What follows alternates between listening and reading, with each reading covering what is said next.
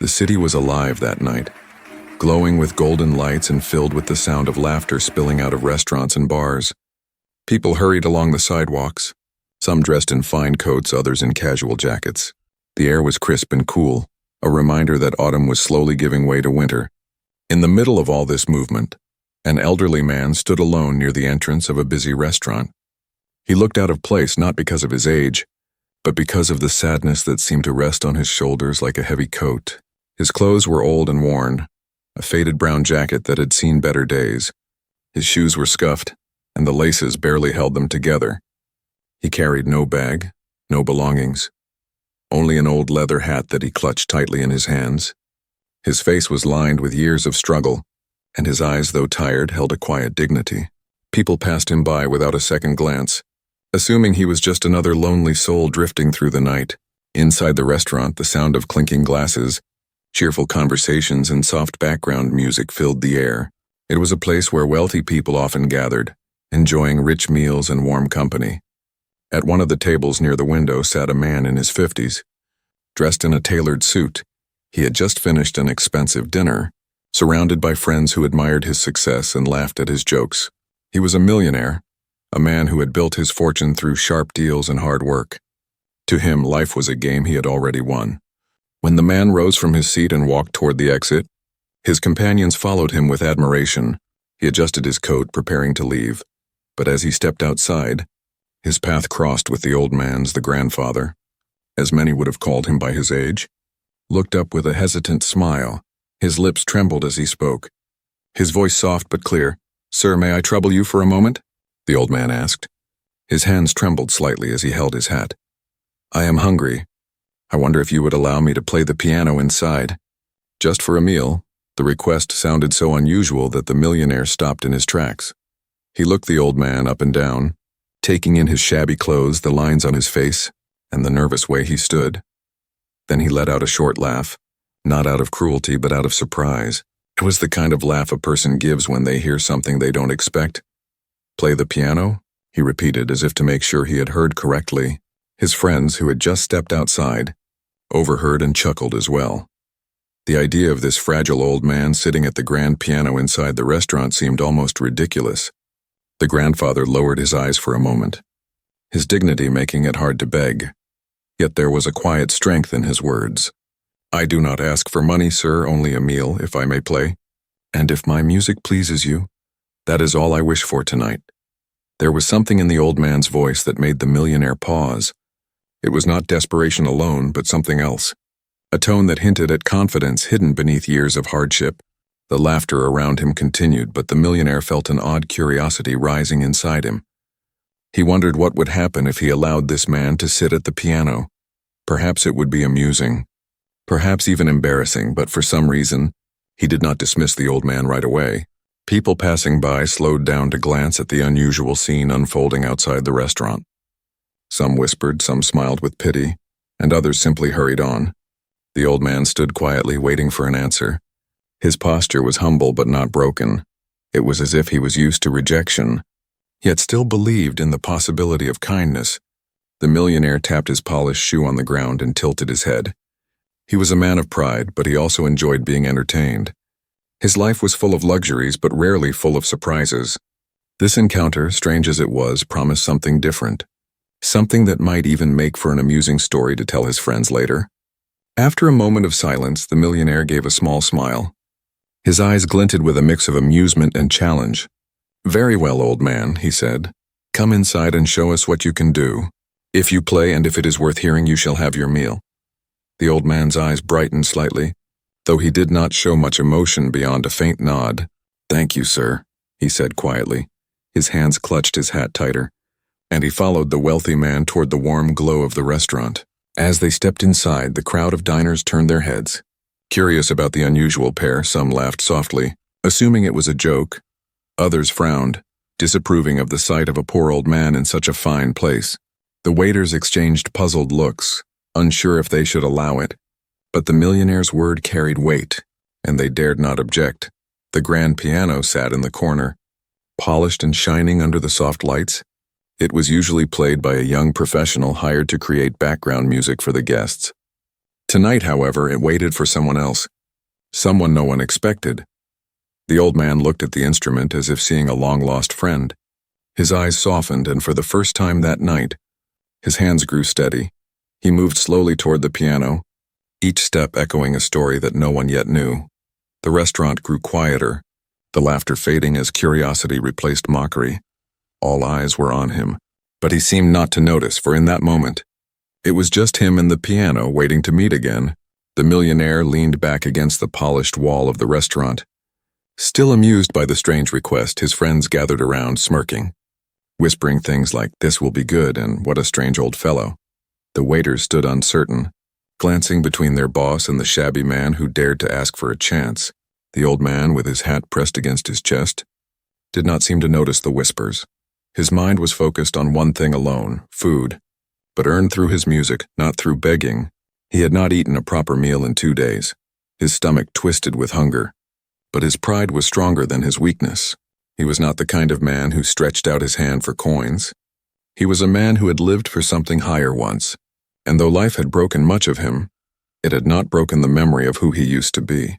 That was why he had spoken those words with quiet dignity. "Let me play for my food." The millionaire's laughter still echoed in the back of the old man's ears. It was not cruel laughter, but it was dismissive, the kind of sound that rich men made when they believed nothing could surprise them anymore. Yet the old man felt no anger. Instead, he felt a strange calm. For he knew something the millionaire did not. He knew the language of music, a language deeper than pride or wealth. The crowd inside the restaurant began to notice the scene more clearly. A few diners turned their chairs to watch. Forks paused mid-air, wine glasses rested untouched. A story was about to unfold, and they wanted to see it. The millionaire raised his hand and said loudly, "All right, old man, the piano is yours. But know this, if you cannot play, you will be shown the door at once, and if you do play, it must be worth the attention you are asking for." His words carried a sharpness, but also a spark of curiosity. The grandfather nodded. "I will play," he said simply. His voice did not tremble this time. His hands, though worn and calloused, rested with surprising steadiness on the edge of the piano bench. He sat down slowly, his back straightening as though he had just placed a crown upon his head. For the first time in years, he felt like himself again. The piano keys glistened under the soft lights, untouched, waiting. He brushed his fingers lightly across them, and the sound of even that small motion caused a hush in the room. It was not yet music, but it was enough to draw every ear closer. The old man closed his eyes for a moment, his breath deepened. His memories reached back through the years to a time when audiences applauded him. When music had been his gift and his life, the millionaire crossed his arms, tapping his polished shoe impatiently. His friends leaned closer, ready to laugh if the old man stumbled, but then something happened, something no one expected. The first notes flowed out soft and tender, like a whisper of wind through autumn leaves. The sound was gentle but clear, and it carried warmth that no hired pianist in that restaurant had ever brought. Every diner froze, forks and knives resting untouched. The air seemed to shift, as though time itself had slowed. The melody deepened, his fingers moving with a grace that defied his frail body. What had begun as curiosity now became awe. The room listened not just with ears but with hearts. The old man played with both sorrow and joy woven together. Each note told a story of years gone by, of nights spent alone, of dreams that had faded but not died. His music was not merely sound, it was memory. Struggle and resilience transformed into art. It filled the restaurant with something no amount of wealth could buy. It silenced laughter, silenced whispers, silenced pride. The millionaire's smile faded slowly. His eyes narrowed, not in judgment but in disbelief. He felt something stir inside him, something he had not felt in years. The music reached a place within him that money had never touched. For the first time in a long time, he was not in control. The room was not his. The attention was not his. It belonged entirely to the old man and his piano. Minutes passed, though it felt like only seconds. The grandfather's fingers danced faster, then slower, weaving emotions into sound with the ease of a master. Some guests wiped their eyes without realizing it. Others leaned forward as though afraid to miss a single note. Even the waiters, who had tried to remain professional, stood frozen, their trays forgotten in their hands. And then, as the final chord lingered in the air, the old man's hands fell gently onto his lap. He did not bow, he did not smile. He simply sat there breathing softly, as though the music had spoken everything that needed to be said. For a long moment silence ruled the room.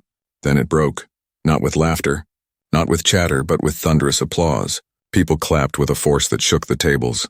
A few even stood, moved beyond words. The sound of hands striking together was not just appreciation, it was respect. The old man looked down at his hat, still pressed against his chest. His lips curved into the smallest of smiles. He did not speak, for the music had already spoken for him. The millionaire remained still, his arms no longer crossed. His friends, who had expected a joke, now stared with wide eyes. One of them whispered, "He's not just a player, he's a master." But the millionaire said nothing. He only gazed at the old man with a mixture of shock and something deeper, admiration. That night the request had been answered, but not in the way anyone had expected. The old man had asked only for food, but he had given the room something priceless. He had given them beauty. He had reminded them that greatness often hides behind the most worn and forgotten faces. And though hunger had brought him to that piano, it was his soul that fed the room. The restaurant was still vibrating with applause, yet beneath the clapping hands and lifted voices there lingered a quiet tension. The old man sat at the piano bench, breathing deeply, his frail shoulders rising and falling. He had given them music that spoke of pain and beauty, and the room had answered with thunder. But applause fades and curiosity soon rises again. It was in that fragile moment of silence after the music that doubt returned. The millionaire, still standing near the door, uncrossed his arms slowly. His face carried an expression none of his friends had ever seen before. The smug amusement was gone, replaced with a puzzled seriousness. He had expected either a laughable attempt or a sad little tune, but what he had just heard felt more like a concert hall performance. And yet his pride whispered in his ear, urging him not to be moved too quickly. His companions leaned in, whispering things he half heard. "It must be a trick," one said. "No old beggar plays like that," said another. The millionaire's lips curved into a faint smirk again, though this time it was thin and uneasy. Doubt had crept into his mind, but pride fought to hold its ground. The diners inside the restaurant had changed, though. Faces that had once mocked now glowed with admiration. A young couple near the window whispered to each other about how their hearts had been touched.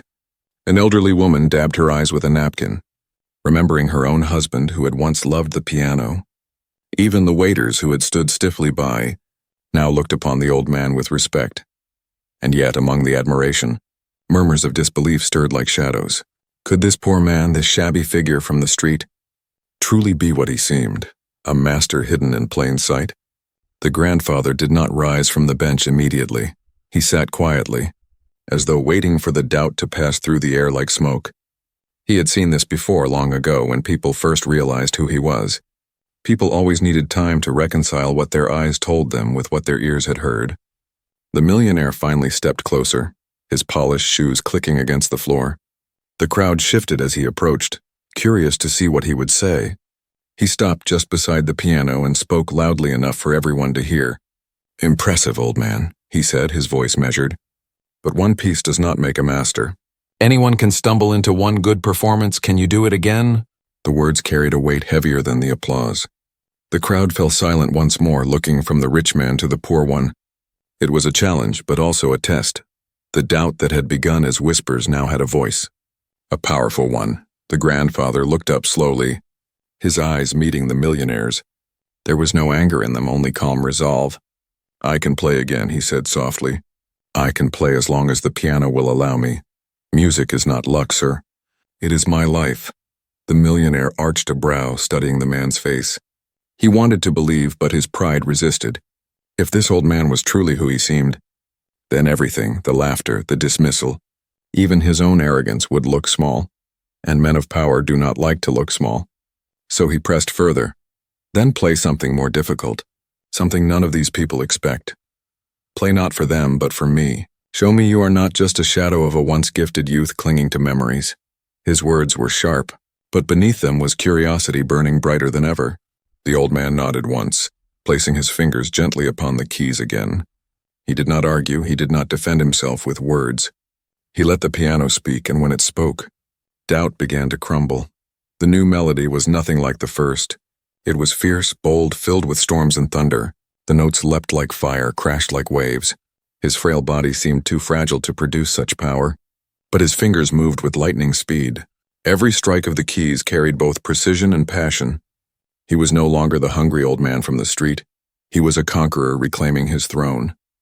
The millionaire's eyes widened despite himself. His friends, who had prepared to laugh again, sat frozen in silence, one by one, jaws dropped. The old man's music filled every corner of the restaurant. Leaving no space for doubt to breathe, some diners gasped. Others closed their eyes to absorb the storm of sound. Even those who had questioned before now found themselves caught in the undeniable truth. This was no trick, no accident. This was mastery born of decades of devotion. The old man ended with a flourish, his hands pressing down the final chord with a force that seemed to shake the room. The sound rang out deep and final. Then silence fell again, heavier than before. The millionaire stood motionless, his face unreadable. Around him, the audience broke into another wave of applause, louder and wilder than the first.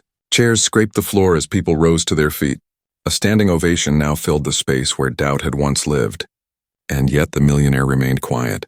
Inside his mind, wrestling with a truth he could not deny, he had laughed at the old man, dismissed him as a beggar, and now before his very eyes he had been proven wrong twice. The doubt had not only been erased, it had been shattered. The old man finally turned his head toward the rich man and said gently, "Sir, I asked for food, nothing more, but I give music because it is all I have. If you still doubt me, then perhaps you doubt the music itself." The words were spoken without anger, without arrogance, but they carried the sharpness of truth. The millionaire swallowed, his pride dented but his heart strangely moved. He could no longer pretend. He had seen too much, heard too much in that moment. The roles between them had shifted.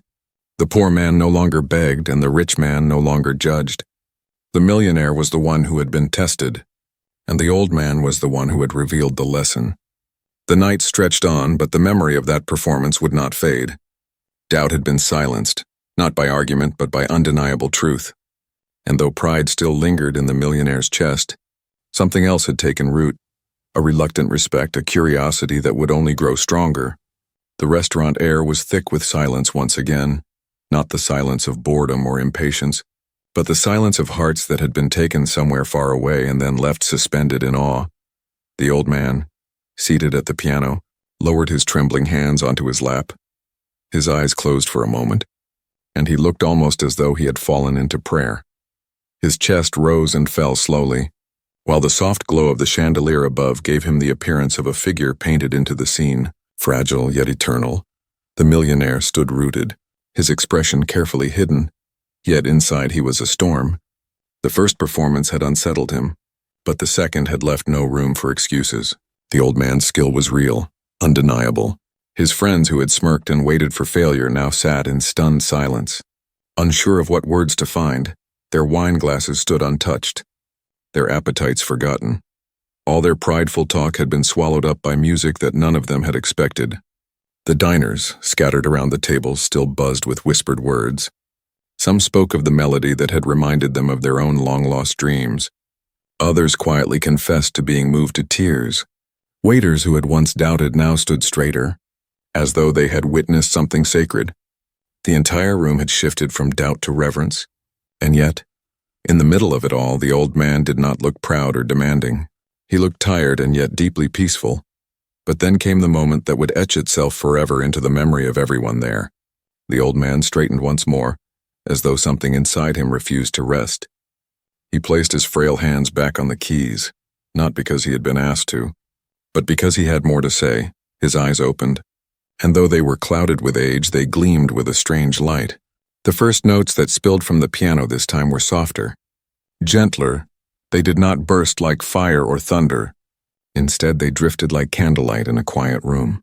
The audience leaned forward, almost unconsciously, their ears strained to catch every delicate sound. The old man was not showing power now. He was showing tenderness, and in that tenderness lay something far greater than technical skill. It was the truth of his soul. The melody began like a whisper, but with each passing moment it grew, not in volume but in depth. Each note carried the weight of a memory. Each pause between the notes seemed to speak of years when silence was his only companion. The music reached into corners of the heart that people often keep hidden, places of loss, of longing, of love remembered, the millionaire felt something tighten in his chest. He had lived surrounded by wealth, success, and applause. Yet never had he felt this kind of pull. It was as though the music was reaching into him, stirring old wounds he had buried beneath layers of pride. For the first time in years, he thought of his childhood, of his mother humming in the kitchen, of dreams he once had before money consumed them all. His throat grew dry, but he would not admit it. He only stood there listening, silently defeated by something greater than himself. The old man's hands glided effortlessly, yet one could see how fragile they were.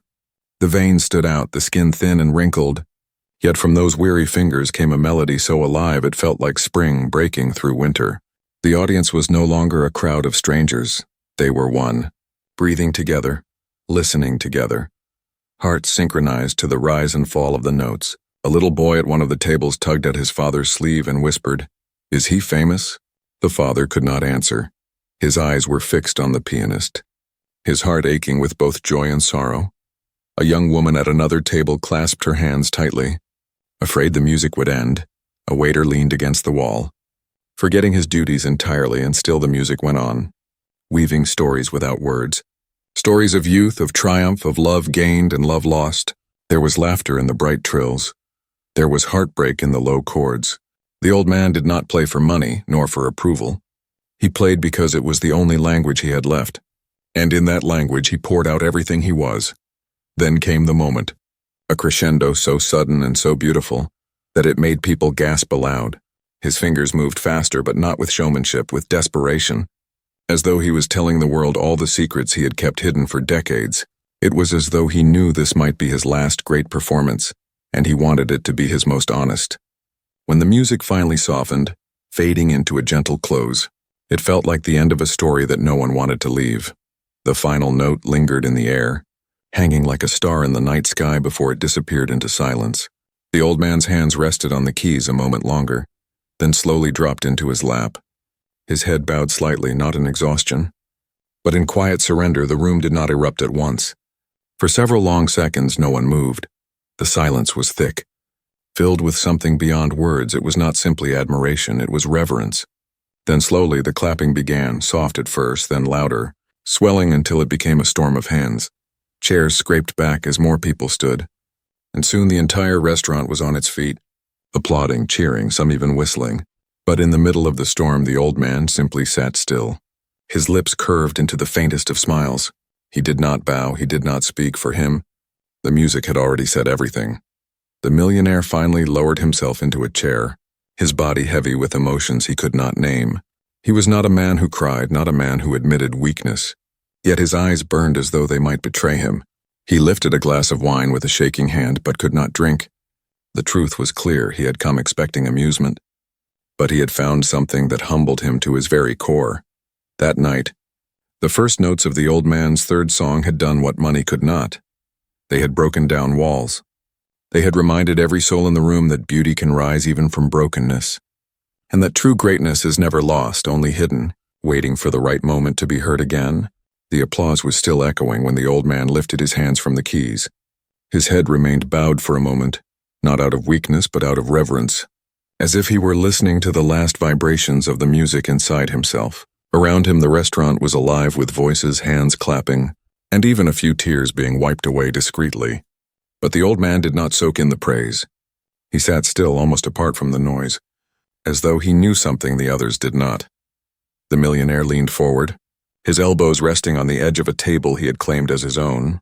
His eyes were fixed on the old man with a gaze sharper than before. It was no longer amusement or curiosity that filled his look, but something else, something deeper. He was a man who prided himself on seeing through tricks, on knowing the value of things, and what he had just witnessed had struck a nerve he could not shake. "Who are you, really?" the millionaire asked suddenly, his voice carrying through the murmuring crowd. The room grew quiet again, the sound of forks and glasses fading. All eyes turned to the old man.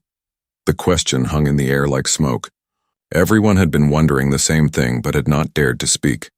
The grandfather lifted his gaze slowly. His eyes were tired yet sharp, carrying the weight of years gone by. "Once," he began softly, "I was a man people came to hear. A pianist, traveling from city to city, playing in halls brighter than this one. But time is a thief. It stole my youth. It stole my chances, and when misfortune came, the applause vanished, the doors closed, and I was forgotten. A hush swept through the restaurant. No one had expected such words. The revelation was heavier than any note he had played. It gave meaning to everything they had heard. The music had not just been skill, it had been history, passion, and survival. The millionaire frowned slightly, as if trying to put pieces together. He had connections in the world of music. He had once funded galas and concerts. "Your name," he pressed. "What was your name on those stages?" The old man smiled faintly, almost wistfully. "Names fade, sir. But music remains, if you must know. They once called me Anton Varensky. Perhaps you have read it on an old program, perhaps not. It does not matter anymore. For years no one has spoken it. Tonight you have heard me, and that is enough." A ripple of recognition stirred in one corner of the room. An elderly woman gasped and whispered to her husband, "I remember I saw him when I was a girl in Vienna. He played with such fire." The whispers spread quickly. People leaning in, searching their memories. Some had indeed heard the name, others had not. But the revelation was enough to ignite awe once again. The millionaire's jaw tightened. His pride resisted, yet even he could not deny the truth. He had laughed at a legend, mocked a man who had once commanded respect across continents. And yet here the man sat, hungry, forgotten, dressed in rags. His greatness buried under years of struggle. It was almost unbearable to comprehend. The old man did not gloat, he did not accuse. He simply looked around the room and said, "Fame is a fragile thing, it leaves quickly. But music, music does not leave, it stays inside you." Even when the world turns away, the crowd erupted again, not in applause but in conversation. People wanted to know more. They wanted to ask questions, to shake his hand, to touch the piece of history that had suddenly appeared before them. The millionaire, however, remained seated, silent, watching the old man with eyes that revealed both shame and respect. Slowly, the grandfather stood from the bench, his legs trembling slightly. He placed his hat back onto his head, not as a beggar but as a gentleman reclaiming a part of himself. "I asked for nothing more than a meal," he said softly, "and I have given you what I could. If that is enough, then I will be satisfied." The millionaire rose to his feet. His voice, usually commanding, now wavered with something unfamiliar. "No," he said firmly, "you will not leave like this. You deserve far more than food. You deserve recognition, respect, another chance." The old man shook his head gently. "I do not seek chances anymore. My time for stages is past. I play now because it is all I know. It is all that reminds me I am still alive." His words were humble, but they pierced the hearts of everyone present. The millionaire felt the weight of the room pressing on him. For the first time, he did not stand as the richest man in the place, but as a student before a master. His friends looked at him nervously, unsure of how he would respond. Would he dismiss the old man again, or would he bend his pride to honor him? At last, he took a deep breath and signaled to the staff. "Bring him the finest meal this house can serve," he commanded. "And bring wine, the best we have. Tonight, we honor a man greater than any of us realized." The diners clapped again, not for the music this time, but for the man himself. The old pianist bowed his head slightly in gratitude. His stomach ached with hunger, but his heart was strangely full. As the waiters hurried to prepare the meal, people came closer, eager to speak with him. Some asked about his travels. Others shared their own love for music. The old man answered kindly, never boasting, only sharing fragments of his story for the first time in years. He was not invisible. He was seen, he was heard, he was remembered. And in the corner, the millionaire sat quietly, sipping his untouched wine, his mind racing. His heart still unsettled. He had built empires with money, but tonight he had seen something stronger than wealth. The revelation was clear. True greatness cannot be measured by riches, but by the beauty one leaves in the world. The meal was placed before the old man with the kind of care usually reserved for the most honored guests. The waiters, who only an hour ago had looked at him with suspicion, now handled each dish as if presenting it to royalty. Plates of roasted meat, vegetables glistening with butter, and bread still steaming from the oven filled the table.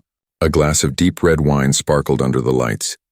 The old man stared at it quietly for a moment, his hands trembling slightly. For 2 days his stomach had known only emptiness, but now the scent alone was enough to bring tears to his eyes. He lifted the fork slowly, almost shyly, as though afraid that touching the food might make it vanish like a dream. The crowd around him remained silent. Watching with respect, they did not see a beggar eating. They saw a master, weary but still shining, being given what he deserved. The millionaire sat back in his chair, his face unreadable, his pride fighting a battle with the humility that pressed against his heart. After a few bites, the old man set the fork down and looked at the faces staring at him. He gave a faint smile, the kind that belonged to someone remembering a time long gone. "This reminds me," he said softly, his voice barely louder than the crackle of candles, "of nights when I dined with men who wore tuxedos and women who wore jewels. I was not dressed better than them, but I was their guest, not their beggar. They fed me not for pity but for celebration." The diners leaned closer. His voice had the power to draw them in just as his music had. "I was born in a small town, nothing more than a cluster of stone houses near the river," he continued. "My father worked with wood. My mother sang while she cooked. It was she who taught me that music was not only sound, but life. She hummed as she kneaded bread. She hummed as she washed clothes, and I listened. I listened until the songs became part of me." His eyes grew distant. "We had no piano in the house. Only an old violin someone had left behind, but when I was 12, a church nearby bought a second-hand piano. I begged to touch it, to press its keys the priest allowed me, and from that day forward I could not stop. I stayed in that church until my fingers knew every hymn, every song, even though my stomach often growled louder than the notes. Music fed me more than food, and when opportunities came, I followed them." A young man in the crowd asked softly, "Did you always dream to be famous?" The old man shook his head gently. "No, I only dreamed to play. Fame came because others heard what I played. Fame is like fire, it warms but it burns quickly. One year I was welcomed with flowers at concert halls in Paris. Vienna and Rome the next, war broke out, halls closed, and my name was forgotten under rubble and gunfire. I left with nothing, not even my family. They were taken from me. I never saw them again." His voice faltered, and the room fell still. He lifted his glass of wine, staring at the crimson liquid. "This tastes like nights I spent in elegant halls, with chandeliers above me and applause surrounding me. But do you know the cruelest sound? It is silence after applause when the world has moved on. And you are left alone with only your memories." The millionaire shifted uncomfortably in his chair. Those words pierced him. He knew the sound of applause, but never the silence after it. He had always kept himself in the spotlight, making sure he was never forgotten, and yet, the thought that one day his name, too, would be nothing more than a footnote made him uneasy. The old man continued, his voice steady but soft. "I taught students once. Brilliant children who dreamed big. Some became pianists. Others left music behind for safer lives. They may not remember me, but I remember them. Every note I play carries their laughter, their ambition, their mistakes." His thin hands moved gently across the rim of his glass, as if stroking invisible keys. "I have played for kings, for generals, for empty rooms when no one came, but the truth is, music does not change with the audience. It is the same whether you play for 1,000 or for one. Even if I had played tonight to only these walls, it would have been enough. Because music reminds me of who I was and still am. Even when the world forgets, the diners remained spellbound." His words were not grand speeches, they were fragments of a life lived in both glory and ruin. Every sentence carried the weight of memory. The applause earlier had revealed his skill, but his words now revealed his humanity. One of the women near the front whispered, "But why are you here in this condition, sir?" The old man sighed, his shoulders sagging. "Because time humbles us all, because the world does not care for what it once celebrated. I had no family left, no fortune, no stage. The little money I saved was lost to illness and debt, and so I walked from town to town, playing in taverns, on corners, sometimes not playing at all, and tonight, hunger brought me to your door. Hunger, not ambition." The room was utterly silent. Even the clinking of glasses had stopped. The millionaire leaned forward, his fingers pressed tightly against his chin. He had spent his life building walls of pride around himself. But this man's story was slowly breaking them down. He had mocked him, tested him, doubted him, and yet here sat a man whose fall had not erased his greatness, but deepened it. The old man picked up his fork again. This time with less hesitation, he ate slowly with dignity. Every bite was not just food, it was memory, survival, and a small victory against the years that had tried to erase him. And as he ate, the crowd knew they were not simply feeding an old man. They were witnessing living history. They were listening to the memory of someone who had once filled grand halls, who had known both the glory of applause and the cruelty of silence. That night, the millionaire lowered his eyes to the table, and for the first time in many years he felt humbled. He realized that all his money could not buy what this old man carried within him, a legacy of music, a memory that time itself could not destroy. The old man ate slowly, savoring each bite as though it were the first real meal of his life. Around him, the restaurant glowed not just with candlelight but with a strange new warmth. The diners were no longer simply strangers gathered for food. They had become an audience bound together by what they had witnessed. Every person there understood they were part of a story that would not be forgotten. The millionaire sat back in his chair, silent. His friends had stopped their smirking long ago, now whispering to each other in uneasy tones. Some still tried to explain away what had happened, muttering things like perhaps he practiced secretly or maybe he got lucky tonight. But their voices carried no conviction. They had seen too much to deny the truth. The transformation began not with a loud announcement, but with quiet shifts in the air. A waiter, still holding a tray, bowed slightly toward the old man before retreating. Another guest, a woman in pearls, rose from her chair, walked to his table, and placed her hand gently over his. "Thank you," she whispered, her voice breaking, "for reminding me that beauty can survive hardship." Her words carried across the room, and others began to murmur their gratitude. The old man nodded politely, not basking in the praise, but accepting it as one accepts rain on a thirsty field. He ate another piece of bread, his thin hands trembling only slightly, and his eyes shone with a quiet peace. The millionaire finally spoke, his voice heavy. "You have given us more tonight than we gave you." The room hushed at once. Everyone leaned in, curious to hear what he would say next. He had begun the evening laughing, but now his tone was stripped of arrogance.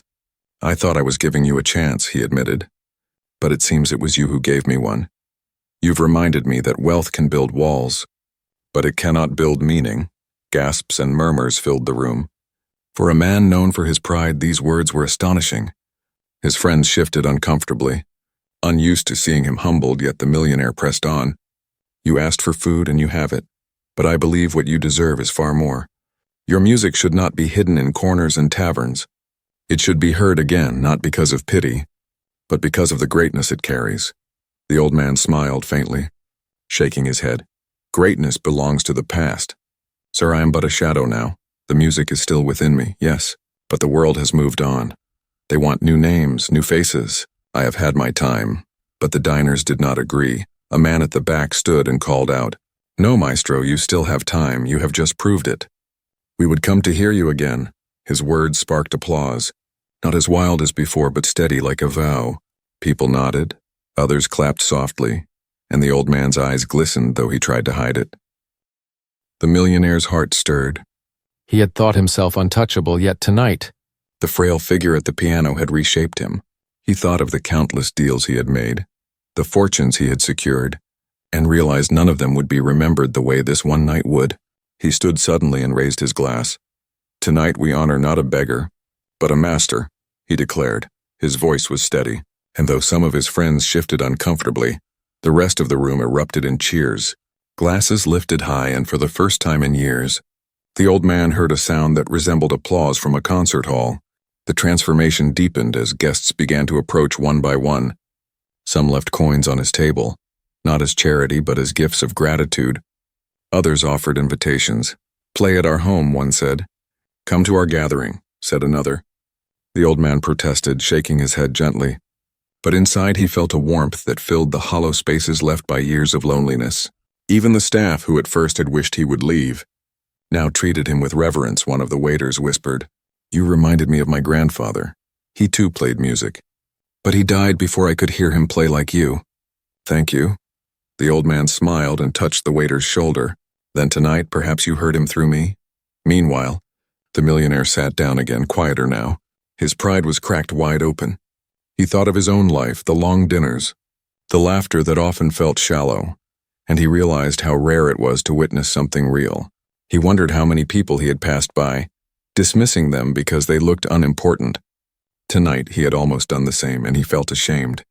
The transformation was not only in the millionaire or in the old man, it was in everyone present. The diners spoke softly to each other, no longer boasting about wealth or status, but sharing memories, old dreams, regrets, and hopes. The music had drawn them closer, reminding them that beyond riches and appearances, every human carried stories that mattered. As the evening waned, the old man finished his meal and stood slowly. He placed the hat back on his head and looked around the room. "I thank you for your kindness," he said, his voice trembling with both humility and strength. "You gave me food and you gave me ears that listened. That is more than enough for me." But the crowd protested gently. "No, maestro," they said. "It is not enough. You must return. You must play again. You must let the world hear you once more." The old man's lips curved into a tender smile. He had not expected this. He had expected only a meal, nothing more. Yet tonight he had been seen, not as a beggar, but as the man he once was, and perhaps as the man he still could be. The millionaire lowered his gaze, his heart heavy but strangely hopeful. He had mocked the request, laughed at the idea, but now he felt a deep urge to do more. He would not let this man vanish again, not while he had power and wealth to change it. Something inside him had shifted permanently. He was no longer laughing, he was listening, and in that restaurant, filled with strangers who had become witnesses, the transformation was complete. The lonely grandfather was lonely no more. He had been restored not by riches but by the recognition of his music. His gift had once again found its audience, and through it, he had found his place in the world again. The restaurant had begun to empty, yet the air remained charged with something rare. It was as if the walls themselves held on to the memory of what had unfolded that night. The old man stood quietly, his worn hat pressed gently against his chest. He had come in with nothing but hunger and hope, yet he was leaving with something far greater: respect, recognition, and the faint stirring of purpose. The millionaire lingered near the doorway, his polished shoes tapping slowly against the marble floor. His mind was restless, turning over thoughts that would not settle.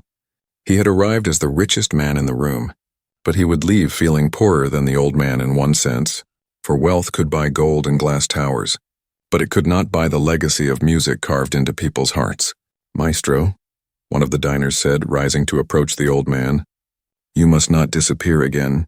We need your music." "The world needs it," the old man smiled faintly, his eyes lowering. "The world has moved forward. Sir, new names fill the posters. Young hands strike the keys with vigor. What use is there for an old man with weary fingers?" But before the diner could answer, another voice rose, this time the millionaire's. Steady and clear. "You are wrong," he said. "The world does not need only the new. It needs the timeless. Tonight you reminded us of something that cannot be replaced. Your gift is not lost. It is only waiting to be seen again." The crowd murmured in agreement. Their eyes shone with conviction. They had been moved in a way no modern performance had touched them. And they knew it was not by accident, it was not nostalgia, it was truth. The old man's music had carved into their souls, leaving marks that would not fade. The old man lowered his gaze, humbled. "I only wished for food," he whispered. "I never wished for stages again, but perhaps the music wished for me." The millionaire stepped forward, his voice carrying a weight that silenced the room. "If you will allow me, I will see to it that your music is heard again. Not in taverns, not in corners, but where it belongs. In halls filled with people who will listen." Gasps and soft applause followed. The old man shook his head gently, unsure if he should believe such a promise, yet in the millionaire's eyes, there was no mockery this time, only determination. The next weeks became whispers of legend. Word spread quickly. The story of the old man who had walked into a restaurant hungry, but left as a master reborn traveled through the city. Newspapers printed lines about the forgotten pianist, and people began to search for his name. Invitations arrived, some from small gatherings, others from larger halls, and though he hesitated, the old man accepted, not for fame, but because he realized music did not belong locked in his memory. It was meant to be given. When he played again, it was not for glory. It was for connection. Each performance carried the same humility as that first night. His fingers told stories of loss and endurance, and people listened, really listened. Many said afterward they had not only heard music, but had remembered something about themselves they had long forgotten. The millionaire attended those performances. Always seated near the front, he no longer laughed. He no longer wore his pride like armor. Instead, he listened, and in listening, he changed his friends once skeptical, began to admire the old man too, and some admitted quietly that they envied the peace he carried even after hardship. The legacy grew not in posters or in coins, but in hearts. A young boy who had seen him play at the restaurant asked his parents for piano lessons. A middle-aged woman who had given up her dream of music picked it up again. An old couple who had grown distant found themselves holding hands once more during his concerts. And the grandfather, once a lonely figure wandering with nothing but hunger, was no longer alone. He had students again, not official, but those who gathered around him, asking questions, learning from his stories. Watching his fingers, he told them not to chase applause, but to chase honesty in their music. Play so that your heart speaks, and even if no one listens, you will know you have lived, he would say. The millionaire never forgot that night either. In private moments, he admitted that he had been changed more than anyone. He began funding music schools not for his name to be remembered, but so that others like the old man would never be forgotten again. And when asked why, he always said simply, "Because one night I almost laughed away greatness, and I will never make that mistake again." As for the old man, his final days were not spent in silence but in sound. He played until his fingers could no longer move, and even then, he hummed the melodies that lived in him. When at last he was gone, the city mourned, not with statues or riches, but with music. Pianists across the world played pieces in his honor. Some he had written, others he had inspired. His name, once faded, was spoken again, carried not by posters but by gratitude. And those who had been there that night in the restaurant told their children and grandchildren, "I was there when he played."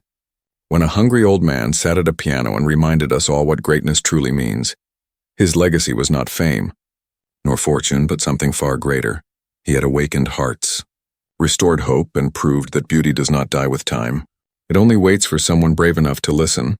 And so the lonely grandfather, who had once asked only, "Can I play for food?" became remembered not for his hunger, but for the music that made him immortal.